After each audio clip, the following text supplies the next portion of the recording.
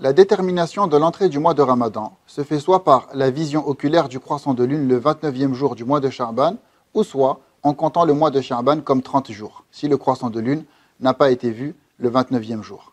Et cela d'après la parole du prophète, prière et salut sur lui, Sumu li ru'yatihi wa aftiru li ru'yatihi, fa in ghamma alaykum fa akmilu iddata Sha'ban 30. Ce que l'on pourrait traduire par jeûnez à sa vision, c'est-à-dire à la vision du croissant de lune, et rompez le jeûne à sa vision. Et si vous êtes empêché par des nuages, alors complétez le nombre de jours de Sha'ban à 30 jours, rapporté par Al-Bukhari et Muslim.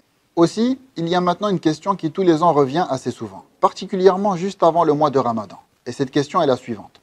Peut-on, oui ou non, au lieu de la vision oculaire, s'appuyer sur le calcul astronomique pour confirmer l'arrivée du mois de Ramadan? Concernant cette question, les théologiens musulmans ont divergé en 3 avis. Le premier avis consiste à dire qu'il est permis de s'appuyer sur le calcul astronomique même en l'absence de vision oculaire. Le deuxième avis, lui, dit qu'il est permis de s'appuyer sur la vision oculaire, et cela même si le calcul venait à prouver qu'il n'est pas possible ce jour-là de voir le croissant de lune.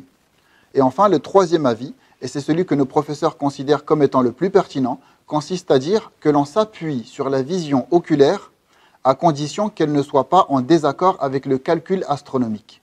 C'est-à-dire que ce n'est pas le calcul astronomique qu'on utilisera pour confirmer l'arrivée du mois de Ramadan, mais on l'utilisera uniquement pour contester son arrivée dans le cas où la vision oculaire s'opposerait au calcul.